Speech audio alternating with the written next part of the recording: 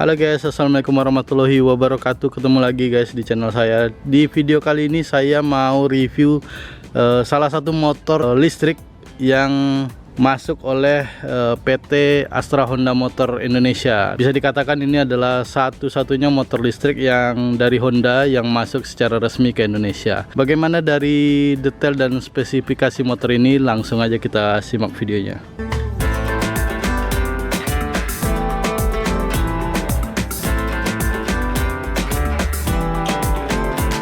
Nah, buat motor di depan saya ini adalah Honda IM1i ya namanya.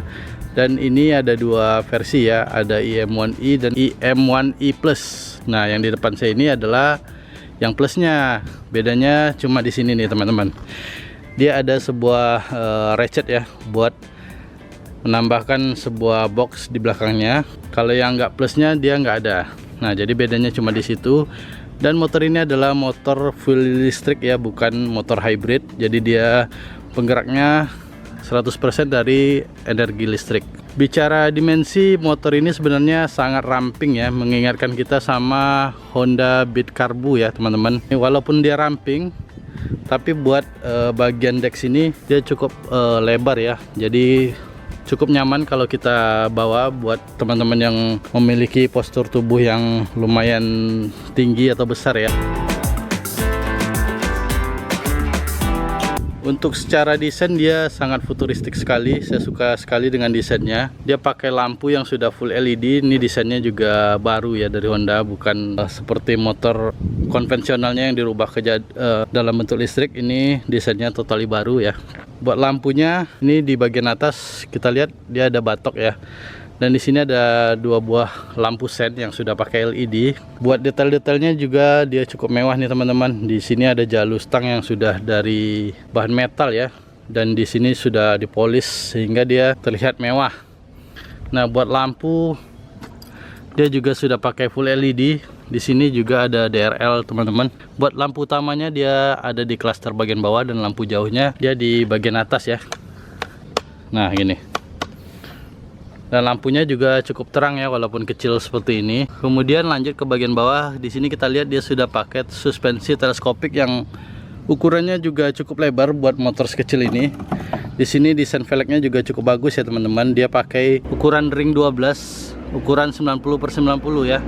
Kalau di sini kita lihat bannya ini adalah brandnya dari Shenzhen. Ini made in dari China ya. Dan untuk pengereman dia sudah pakai cakram tentunya teman-teman. Di sini juga cakramnya sama seperti motor Matic Honda yang lainnya. Dia sudah pakai pengereman dari Nissin nih.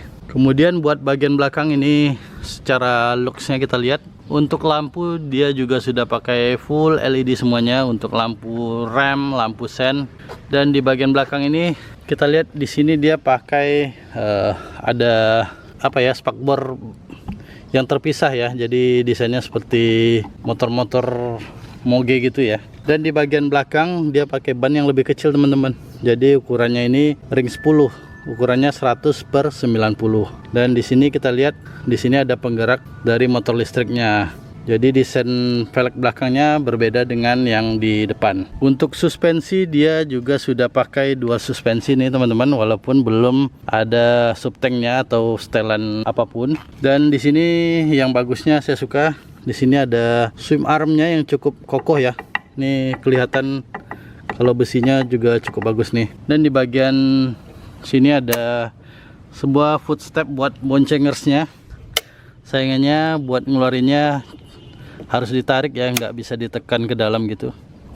Tapi buat desainnya juga bagus nih. Ini bahannya dari aluminium.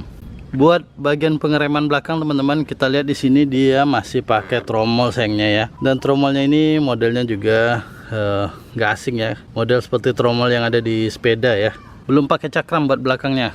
Dan dia sudah dilengkapi oleh standar tengah dan standar samping seperti motor konvensional pada umumnya.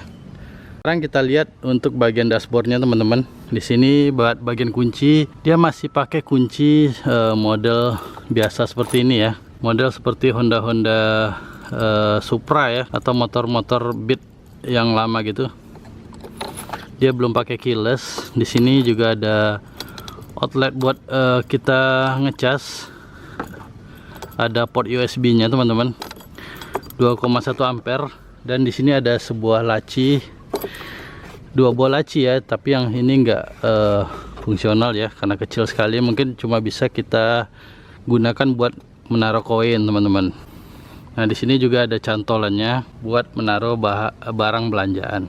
Nah buat desain dari dashboardnya seperti ini teman-teman, dia cukup sederhana ya buat sebuah motor listrik. Di sini ada speedometer yang ukurannya cukup kecil. Ini desainnya mengingatkan kita sama Honda Genio, jadi dia bulat dan ada sebuah layar LCD yang kecil di sini. Di sini juga informasinya ada jam ya. Kemudian ada odometer, ada speedometer. Di sini ada indikator bahan bakar ya. Di sini tinggal 80% dan ada tripnya juga teman-teman. Di sebelah kanan di sini ada tombol standar dan econ ya. Ini buat mode berkendara. Kemudian ada starternya. Dan di sebagian kiri ada lampu dekat, lampu jauh, klakson dan lampu sen teman-teman. Sekarang kita lanjut buat bagian jok dan buat melihat baterainya ya teman-teman. Jadi buat bukanya dia masih pakai kunci seperti ini ya, dan kita harus mencabut kunci yang di bagian depan lalu memindahkan di bagian bawah sini. Dan dia masih sederhana sekali ya modelnya. Dan kita lihat untuk bagian jok di sini ada sebuah laci penyimpanannya yang cukup kecil, karena buat bagian baterainya dia di sini teman-teman. Nah ini buat baterainya, dia cuma satu ya buat motor ini. Baterainya buat bukanya seperti ini. Untuk beratnya, baterai ini cukup berat ya, jadi beratnya sekitar 10 kiloan teman-teman. Nah kita bisa kunci lagi dan tutup.